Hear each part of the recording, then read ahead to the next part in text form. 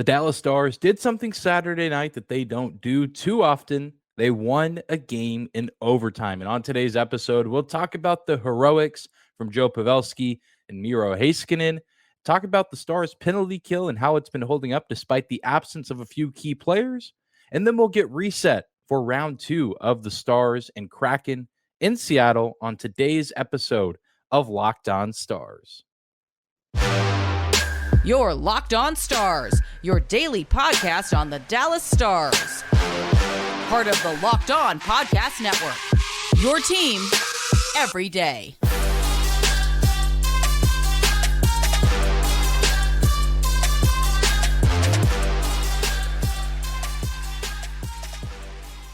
Bing bong. Howdy, Stars fans. Welcome back to the Locked On Stars podcast, the only daily podcast covering the Dallas Stars, part of the Locked On Podcast Network, your team every day. I'm your host, Dane Lewis, your local expert on all things Dallas Stars hockey, coming to you on this Monday, March 13th. And whether this is your first time here or you are a recurring listener of the show, thank you for stopping by and making Locked On Stars your first listen every single day. If you're new to the show, be sure to hit that subscribe button on YouTube or the follow button on your favorite podcasting platform of choice. We're free and available no matter where or how you may choose to listen. What a crazy, crazy weekend it was for the Stars. It feels like just a few weekends ago, we're watching this team play a 9 o'clock Central Time puck drop game against a Pacific Division opponent in the Vegas Golden Knights, and it's a crazy tight game, kind of low scoring, and the Stars seemingly going to lose the game down by 1 late in the third period, but then someone comes up big and the Stars force overtime, and they eventually get the win either in overtime or shootout. And we saw a very similar situation just a couple days ago in Seattle. The Stars down by 1 goal. They had been leading or at least tied the majority of the game. But then kind of in the latter stages of the third period, Oliver Bjorkstrand gets his 14th goal of the season on the power play to put the Seattle Kraken up by a score of 3-2. And things not looking great for the Stars, who came into this game knowing that they needed to at least split this series with the Seattle Kraken in the midst of this 6-game trip away from home. A tightly contested game against a pretty good Kraken team who is likely going to finish somewhere in the top 3 in the Pacific Division, or at least very close to it. They're looking like a playoff team, and the Stars found themselves in trouble. They pulled Jake Ottinger from the net, looking for a last-minute goal to tie the game to get themselves a point and force overtime. And just like the game against the Vegas Golden Knights, it was the biggest name players on the team coming through when the Stars needed them the most. The top line comes out there with Miro Heiskanen, Jamie Benn, and they come through. Joe Pavelski buries his 17th goal of the season from assist from Rope Hintz and Miro Heiskanen there, ties the game, forces overtime, and ensures that the Dallas Stars get at least a point. And while I was nervous for overtime, I was excited that the Stars were at least going to come away from this game with something. I know that we've been fed up with overtime this season. We've been fed up with settling for 1 point. But in a game like this, in the middle of a 6-game road trip, you're happy to at least get something out of this game. But thankfully, we saw a little change of pace, if you will, from the Dallas Stars. And they did something that they haven't done a lot of this season, which is win in overtime. And not just a win past regulation in a shootout. They won in the 3-on-3 and a pretty stress-inducing 3-on-3 at that. The Seattle Kraken possessed the puck for the majority of the time that the 3-on-3 was played, and the Stars really could not find a way to get possession. They eventually had to settle for Jake Ottinger getting a shot thrown at him. He blocks it. It goes up and out of play. The Stars win a faceoff. Max Domi, Evgeny Dodonov, and Miro Heiskanen then on the ice. And I had said a few episodes ago after the Stars, I believe it was after the game in which they lost to the Flames at home, I said I was disappointed, obviously, that the Stars lost and that they didn't get any points from that matchup. But I also wanted to see what it would look like to have Dodonov and Domi in overtime for the Stars, because those are the two new acquisitions from the trade deadline. And I've been very impressed with what I've seen from both of them so far, especially Max Domi. I wanted to see what he could do in the overtime period with his playmaking ability, his vision, his patience. And I think on Saturday night, we know what he's capable of. And he made me look really good for wanting to see that. He makes one of the most beautiful saucer passes you'll see this season, kind of from the corner to Miro Heiskanen, who's open in the slot. And it's not necessarily the easiest puck to hit, not the easiest shot to bury. But Miro Heiskanen, even though he's a defenseman, has the poise and the composure to make sure that that puck ends up in the back of the net. And the Dallas Stars escape Saturday night with 2 massive points. And now they hold all the momentum in this somewhat makeshift of an almost playoff series here, as they'll go up against Seattle again tonight.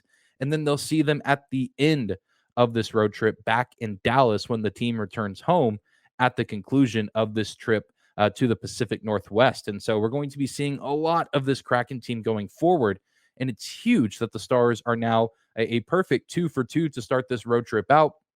And they're picking up as many points as possible, especially on a day like Saturday, where plenty of other key players around the Central Division picked up wins. The Nashville Predators won, the Minnesota Wild won on Saturday, the Colorado Avalanche, and the Winnipeg Jets all picking up wins, all picking up 2 points on Saturday, and the Dallas Stars doing the exact same thing to give themselves not a huge cushion, but still a somewhat decent cushion after Saturday night's win in the Central Division, which at this point in the season is all you can ask for. I mean, this is what you expect from late season hockey. This is what we've come to, know from this stretch of the season. These teams are fighting not just for playoff spots, but for playoff positioning as well.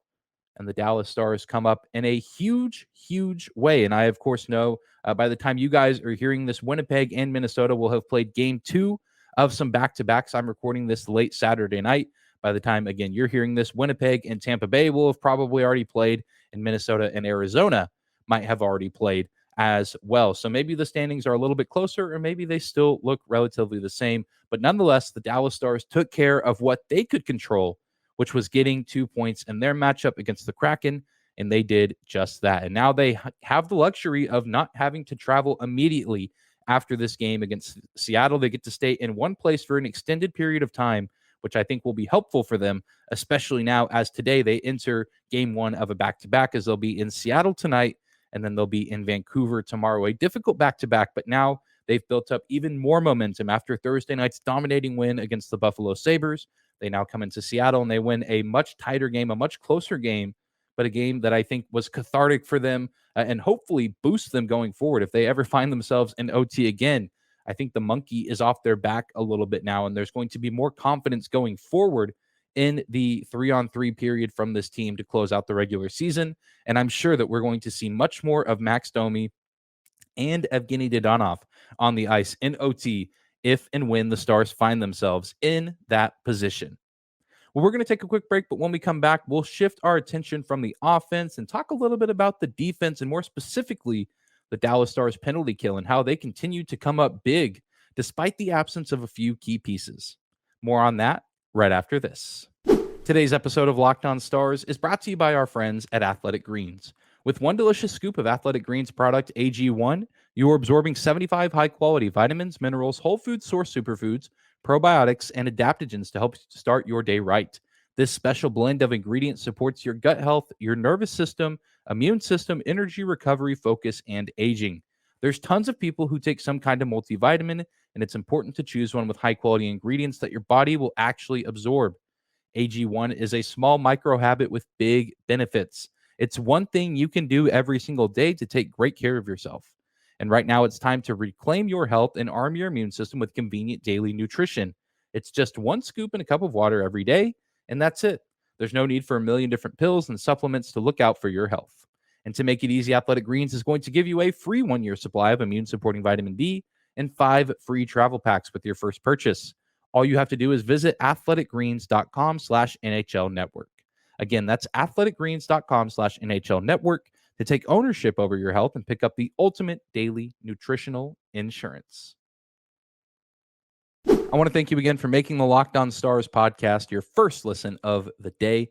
Thank you guys for tuning in. Be sure to follow us on your favorite podcasting platform. Subscribe to the show on YouTube if you haven't done so already. Drop a like and let me know how you felt watching that Miro Heiskanen overtime game winner. Felt incredible to watch this team be on the winning side of an overtime period for once. It just feels like we haven't seen a lot of that this season. And if we have, it's really been more in shootouts. Haven't really seen this team actually win in overtime since 2022, back when I believe they beat the Senators and the Red Wings back to back in mid-December.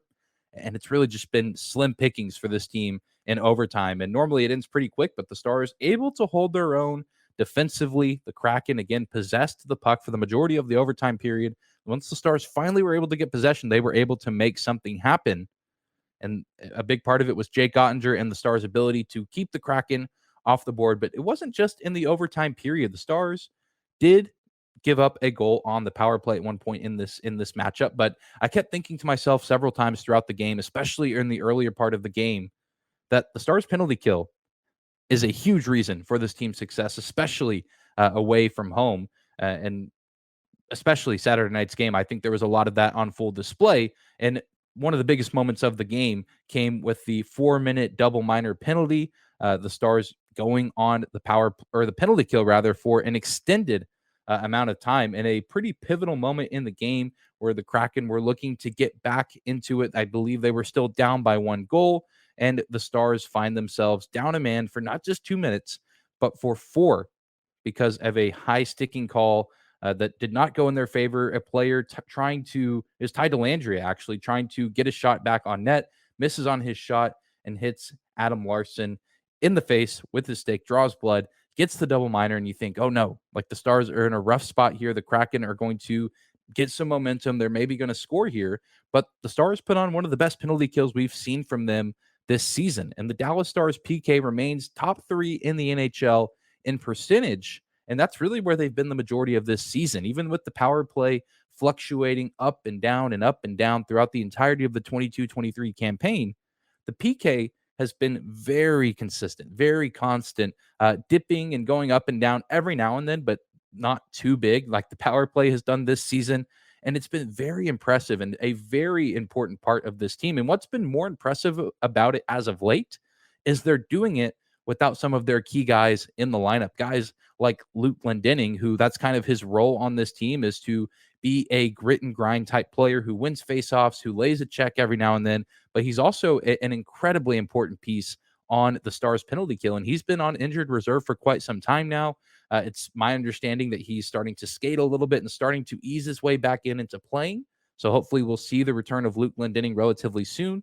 But now the Stars are also missing Tyler Seguin, who we understand now more information about his injury, a cut, laceration on his leg. And so he's technically listed as day-to-day, but Brian Ray touched on this on Stars Live during Saturday night's broadcast, and I have to agree that we might not see Tyler Seguin for the remainder of this road trip, just with the tricky situation with an injury that a cut like that can provide. He's been stitched up. Not something you want to rush a player back out there for, because it could lead to more issues down the road for the player. And so we want Tyler to be 100% as healthy as can be before coming back. But he's also sometimes a key player for this Stars team on the PK, especially while Luke Glendening has been absent. But the Stars, again, are still finding ways to, for the most part, be very, very good and very rock solid on the penalty kill, even with guys like Wyatt Johnston stepping up in big moments. Wyatt Johnston had 2 minutes and 20 seconds of shorthanded time on ice on Saturday night, helping out the usual suspects, Radek Faksa, Jamie Benn, Rope Hintz, and Yoel Kiviranta. And of course, the strong cast of defensemen in Esa Lindell, Ryan Suter, Miro Heiskanen, Yanni Hakanpää, all of those guys hovering around the 3.5-minute mark. And outside of, again, that Oliver Bjorkstrand power play goal, they looked very, very good. And that Bjorkstrand goal, Seattle finally actually ran a somewhat competent power play where they actually kept the puck in the zone, got some good passes, and finally found a shot wide open, basically, in the slot. And that's more just they finally kind of did some good things that wore the Stars out. Whereas on the other looks, the Stars had overpowered the Kraken despite being shorthanded and made life very difficult for them in terms of getting set up in the zone, unable to find any sort of rhythm or chemistry there. And so it's more a testament to Seattle finally doing something right than the Stars doing something wrong, because they were kept in their zone for so long. They can't get that change, and those guys are getting worn out and tired, especially as late in the game as that power play was.